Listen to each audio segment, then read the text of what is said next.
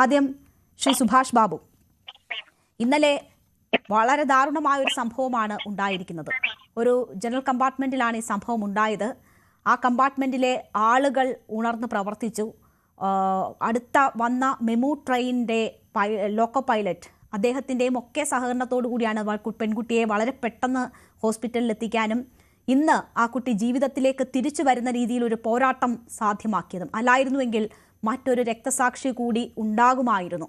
എന്തുകൊണ്ടാണ് ഇത്തരം സംഭവങ്ങൾ ആവർത്തിക്കപ്പെടുന്നത്? ട്രെയിൻ സുരക്ഷ എന്ന കാര്യം നമ്മൾ നിരന്തരം ചർച്ച ചെയ്യുന്നതാണ്. ഇത്തരം സംഭവങ്ങൾ ഉണ്ടാകുമ്പോൾ ഈ ചർച്ചകൾ നടക്കുന്നു. അതിനുശേഷവും എത്രയോ രക്തസാക്ഷികൾ ഉണ്ടായതിനു ശേഷവും ഇതിപ്പോഴും ആവർത്തിക്കപ്പെടുന്നത് എന്തുകൊണ്ടാണ്? സ്വാഭാവികമായിട്ടും നമ്മള് വളരെ ആകാംക്ഷയും വ്യാകുലതയും ഉണ്ടാക്കുന്ന ഒരു സംഭവമാണ് കഴിഞ്ഞ ദിവസം ഉണ്ടായത്. അത് ചെറിയ തോതിലെങ്കിലും എല്ലാ ദിവസവും ആവർത്തിക്കപ്പെടുന്ന സംഭവങ്ങളിൽ പെട്ടത് തന്നെയാണ്. അപ്പൊ ഇതില് സ്ത്രീ സുരക്ഷ എന്ന് പറയുന്ന സൗമ്യയുടെ അതേമാതിരി വേറെ 2-3 സംഭവങ്ങൾ അതിന് ശേഷം മരിച്ചില്ല, അല്ലെ അതേമാതിരി മറ്റു രീതിയിൽ പീഡിപ്പിക്കപ്പെടാത്ത രീതിയിൽ ഒരുപാട് പേരെ ഉപദ്രവിച്ചിട്ടുണ്ട്. അതുപോലെ തന്നെ ഒരുപാട് മോഷണങ്ങളൊക്കെ നടക്കുന്നുണ്ട്. പക്ഷെ എന്നിരുന്നാലും ഇതിലുള്ള പ്രധാന പ്രശ്നം എന്താന്ന് പറഞ്ഞാൽ, നമ്മള് ഈ സുരക്ഷയുണ്ട്, സുരക്ഷയ്ക്ക് വേണ്ടിയിട്ട് പോലീസ് ഉദ്യോഗസ്ഥന്മാർ, റെയിൽവേ പ്രൊട്ടക്ഷൻ ഫോഴ്സ് ഉണ്ട് എന്ന് പറഞ്ഞാലും നമ്മൾ ട്രെയിൻ യാത്ര പോകുന്ന അവസരത്തിൽ നിന്ന് നമ്മൾ ഇങ്ങനെയുള്ള ഫോഴ്സിനെ ഒന്നും ഇടയ്ക്കൊക്കെ കാണാറുണ്ടായിരുന്നു. പക്ഷെ ഇപ്പൊ തീരെ കാണാറില്ല. ഇന്നലെ ഒരു സൂപ്പർ ഫാസ്റ്റ് എക്സ്പ്രസ് ആയിരുന്നു, കേരള എക്സ്പ്രസ്സിലായിരുന്നു ഈ സംഭവം നടന്നത്.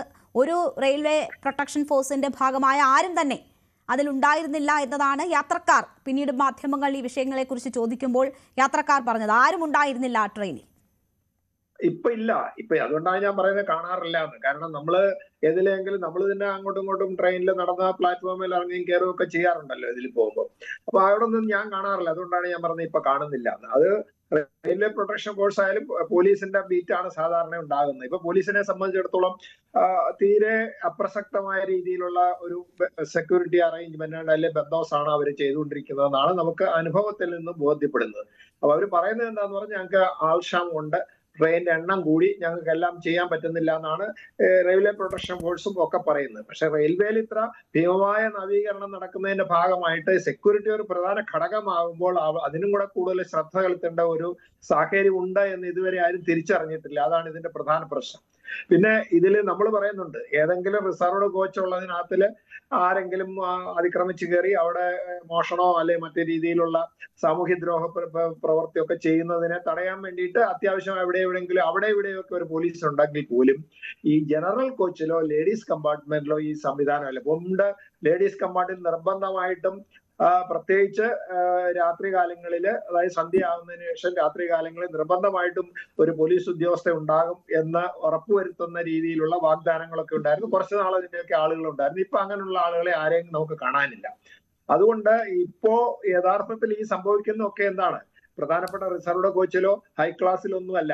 അവിടൊക്കെ മോഷണമോ അതേമാതിരിയുള്ള ചെറിയ ചെറിയ പിന്നെ ഭീഷണിപ്പെടുത്തലോ ഉള്ള മറ്റു രീതിയിലുള്ള അവമര്യാദ പെരുമാറ്റമുള്ള ഇതേമാതിരിയുള്ള പീഡനങ്ങൾ നടക്കുന്നത് പ്രധാനമായിട്ടും ഉണ്ടാകുന്നത് ഇതേമാതിരി ജനറൽ കമ്പാർട്ട്മെന്റ് ആണ്. ജനറൽ കമ്പാർട്ട്മെന്റ് ആളുകൾക്ക് കയറാനും ഇറങ്ങാനും പോലും സൗകര്യമില്ലാത്ത സംവിധാനം, അത്ര തിരക്കാണ്. ഈ തിരക്കുള്ളതിന്റെ ഇടയിൽ ഒരു പോലീസ് ഉദ്യോഗസ്ഥനെ ആരെങ്കിലും കണ്ടതായിട്ട് ഈ ചർച്ചയിലുള്ള ഏതെങ്കിലും മഹാപ്രതിഭകൾക്ക് പറയാൻ പറ്റില്ല എന്ന് എനിക്കറിയാം. കാരണം അതാണ് ഇപ്പോഴത്തെ അവസ്ഥ. അതുകൊണ്ട് ഇതിനെ ചോദ്യം സുഭാഷ് ബാബു, നോക്കൂ, ഈ ട്രെയിനിനുള്ളിൽ ആരും ഉണ്ടായിരുന്നില്ല. ഒരു സംഭവം ഉണ്ടായതിനു ശേഷവും ഇടപെടാൻ ആരും ഉണ്ടായിരുന്നില്ല. അങ്ങനെ ആരുടെയും സാന്നിധ്യം ആ ട്രെയിനിൽ ഉണ്ടായിരുന്നില്ല. അത് പോട്ടെ, ഇയാൾ ഈ പിടിയിലാകുമ്പോൾ ഇയാളുടെ കാല് നിലത്തുറയ്ക്കുന്നുണ്ടായിരുന്നില്ല. പോലീസിന് ചോദ്യം ചെയ്യാൻ പറ്റുന്നുണ്ടായിരുന്നില്ല. അയാൾക്ക് ബോധമുണ്ടായിരുന്നില്ല. അപ്പോൾ അങ്ങനെ ഒരാൾ ഈ ട്രെയിനിൽ സ്റ്റേഷനിൽ എത്തുന്നു, അതിനുശേഷം ഈ കമ്പാർട്ട്മെന്റിൽ കയറുന്നു, യാത്ര തുടരുന്നു. ആ യാത്രയിലുടനീളം മറ്റുള്ളവർക്ക് ബുദ്ധിമുട്ടുണ്ടാക്കുന്നു.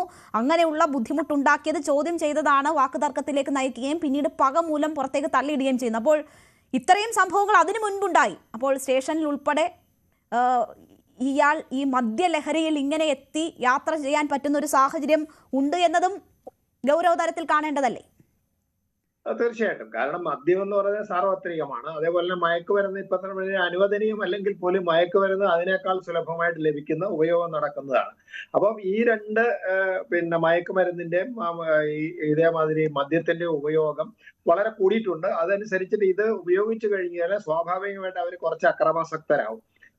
അതുകൊണ്ട് പ്രത്യേകിച്ച് മയക്കുമരുന്ന് ഉപയോഗിച്ചു കഴിഞ്ഞാൽ, മദ്യം ഉപയോഗിച്ചു കഴിഞ്ഞാൽ അവൻ കുറച്ച് ശാന്ത സ്വഭാവക്കാരനാരും, കാരണം അവന് പ്രതികരിക്കാനുള്ള ശേഷി കുറയും. പക്ഷെ നേരെ മറിച്ച് മയക്കുമരുന്ന് ഉപയോഗിക്കുന്നവരോ വളരെ ഗൗരവതരമായിട്ട്, വളരെ പിന്നെ ക്രോധത്തോടുകൂടിയും വിദ്വേഷത്തോടുകൂടി പ്രതികരിക്കുന്ന ഒരു രീതിയാണ് നമ്മൾ കണ്ടിട്ടുള്ളത്. അതിന്റെ കൂടെ മദ്യവും മയക്കുമരുന്നും ഒന്നിച്ച് ചെയ്ത് കഴിഞ്ഞാൽ ഭ്രാന്താണ് ഇവർക്ക് പൊതുവെ ഉണ്ടാകുന്നത്. ഇപ്പൊ ഈ വ്യക്തി മിക്കവാറും അതിൽ പെട്ടുന്ന കാലമാണ്. കാരണം അദ്ദേഹത്തിനെ സംബന്ധിച്ച് അദ്ദേഹത്തിന് കാല് നിലത്ത് പോലും നിൽക്കുന്നില്ല, അതുപോലെ തന്നെ സംസാരിക്കും പോലും അവ്യക്തമായ സംസാരമാണെന്നൊക്കെയാണല്ലോ ഇവരെല്ലാം പറഞ്ഞിരുന്നത്. ആ കുട്ടി പറയുന്നത് കേട്ടിരുന്നു നമ്മള്. പക്ഷെ ഇവിടെ മദ്യപിച്ച് ട്രെയിനിൽ കയറാൻ പാടില്ല എന്ന് ഇവിടെ പറഞ്ഞത്. അതിന് ട്രെയിനിന് ഉള്ളിൽ നിന്ന് മദ്യപിക്കുക എന്ന് മാത്രമേ നിയമമുള്ളൂ. അല്ലാണ്ട് പ്ലാറ്റ്ഫോമിൽ മദ്യപിച്ച് കണ്ട അവിടെ മറ്റ് ആളുകൾക്ക്, യാത്രക്കാർക്ക് അലോസരം ഉണ്ടാക്കുന്നുണ്ടെങ്കിൽ മാത്രമേ റെയിൽവേ പ്രൊട്ടക്ഷൻ ഫോഴ്സ് ഒക്കെ ഇടപെടാറുള്ളൂ. അല്ലെങ്കിൽ സാധാരണ ആളുകളൊക്കെ അങ്ങനെ കണ്ടു കഴിഞ്ഞ് ഒഴിഞ്ഞു പോവാണ്. സ്ത്രീകൾ പ്രത്യേകിച്ചും അങ്ങനെയുള്ള ആളുകളുണ്ട്, ആ വഴിക്ക് നടക്കാതെ വേറൊരു ഭാഗത്തൂടെ നടന്നുപോയി ട്രെയിനിൽ കയറിയിരിക്കുക. ട്രെയിനിൽ കയറിയതിനു ശേഷം എന്താന്ന് പറഞ്ഞാൽ അവർ ഒഴിഞ്ഞൊഴിഞ്ഞ് മാറി, ഇതിങ്ങനെ ആൾ വന്ന് അവിടെ നിന്ന് മാറി വേറെ എവിടേക്ക് പോയിരിക്കും. അങ്ങനെയൊക്കെയാണ് ചെയ്യുന്നത്. അപ്പൊ അവിടെ സുരക്ഷിതത്വം കൊടുക്കാൻ വേണ്ടി ഒരാളില്ല. പ്രത്യേകിച്ച് ഈ ട്രെയിനിൽ ഒരാളും ഉണ്ടായിരുന്നില്ല എന്നുള്ളത് നമ്മൾ മനസ്സിലാക്കും. അപ്പൊ ഇത്രയും ഒരു എക്സ്പ്രസ് ട്രെയിനിലും ആളുണ്ടായിരുന്നില്ല. ഈ സ്റ്റേഷനുകളിലും ആളുകൾ അത്തരം കാര്യങ്ങൾ ശ്രദ്ധിക്കുന്നില്ല, ശ്രദ്ധയിൽപ്പെടുന്നില്ല. ഈ രീതിയിൽ ലക്ക് കെട്ട മനുഷ്യർക്ക് എക്സ്പ്രസ് ട്രെയിനുകൾ ഇതുപോലെ സ്ത്രീകൾക്കെതിരായ അതിക്രമം നടത്താനുള്ള ഇടമാക്കി മാറ്റുന്നതിൽ അവിടെ ഉണ്ടായ വീഴ്ചകളും ഒരു കാരണമാണ്. ഞാൻ താങ്കളിലേക്ക് തിരിച്ചെത്താം.